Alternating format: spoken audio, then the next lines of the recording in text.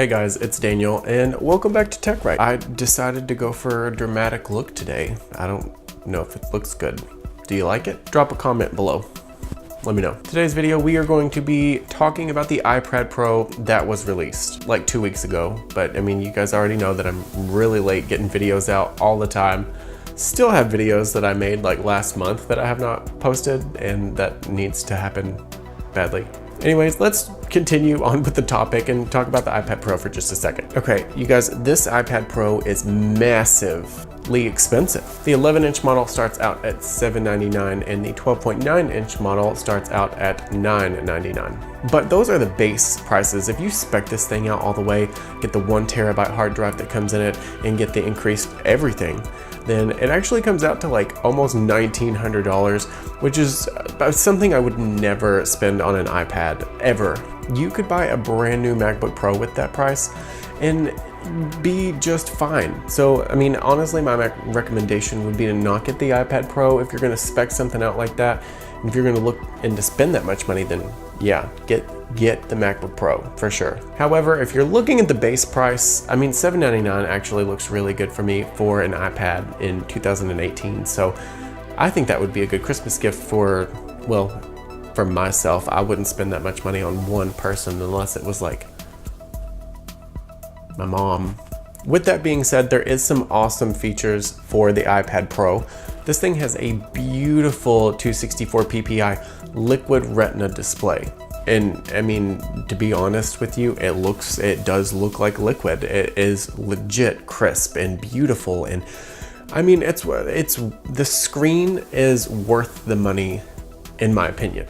The iPad Pro also has Face ID now, which means no home button. You actually have to use the Face ID now, or if you have it deactivated, either way, you're gonna have to swipe up from the bottom of the screen to unlock the device. Now, for the design of the actual iPad itself, this thing is beautiful to me.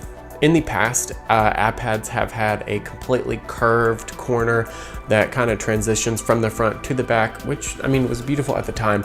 But seeing this iPad that has rounded, flat edges and just looks a lot more flush and crisp, it looks beautiful to me, and I'm not really sure why Apple decided to wait this long to do something like that. Now, as far as the thickness from the corners, they did go from 6.1 millimeters to 5.9 millimeters, which is not a big jump. However, it is already 6.1 millimeters is actually really, really small already. So to decrease that down to 5.9 and then upgrade everything like the screen and the cameras, that's ridiculous. Progress is progress, I guess. One of the cool things that they did for the iPad Pro, finally we switched to USB-C, but the iPhone XS Max didn't. But good news, if you spend more money and buy a dongle or an adapter, then you can charge your phone with your iPad, which I think is something that's really cool.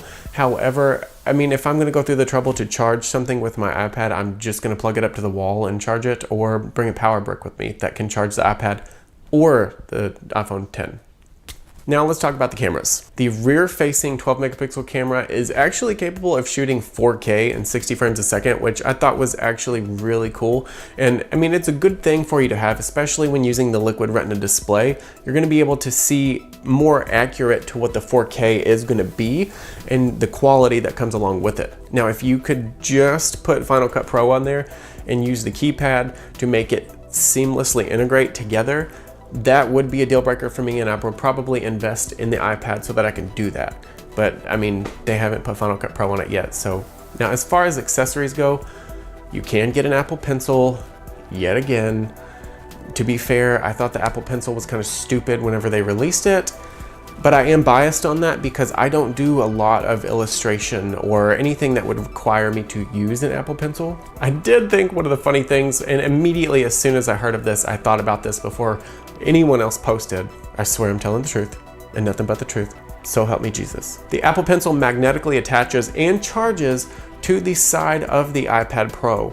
Now, I mean, obviously this is not the first company to be able to do something like this, because for years Microsoft Surface has been able to attach their pencils to the side, and I'm thinking that that's where that came from. However, it is a cool feature to have if it's something that you're gonna use a lot. I mean, if I'm never gonna use the Apple Pencil, so I don't really see why I would need it whatsoever. But if it's something that you're all about, hey, go for it. So I wanna know what you guys think about this. If you have it, I want you to put in the comments down below what you think about it. And if you don't have it, what do you think about it? Either way, leave me some feedback and let me know what you like or don't like about the iPad Pro, or what is a feature that you want on it that isn't yet. Obviously mine is Final Cut Pro because I do a lot of editing, and the main reason that I have Apple products is for the ecosystem and the creator aspect of it. If not, I can answer emails and do everything school related on a PC, but I don't want to. But anyways, I just wanted to kind of do a little review. Everyone else is posting about an iPad Pro, and this is kind of a big deal. It's just the price margin is kind of steep for me, because every single thing that the iPad Pro can do, my iPhone can do, and I would rather take that money and invest in an iPhone than I would in an iPad Pro, especially since I already have a Mac. And I am talking about myself a lot, but I'm sure a lot of you all are having the similar thoughts. You can either upgrade your MacBook Pro, or you can just get a new iPhone. So I just kind of wanted to do an update and talk about that for a second. But let me know what you think in the comments below. Like this video. Be sure to hit the subscribe button here. Check out all of my social media links in the description box below, as well as everything that I currently film with. And be sure to hit the subscribe button right here. Check out these videos as well. And you guys, I will see you in the next one. Bye.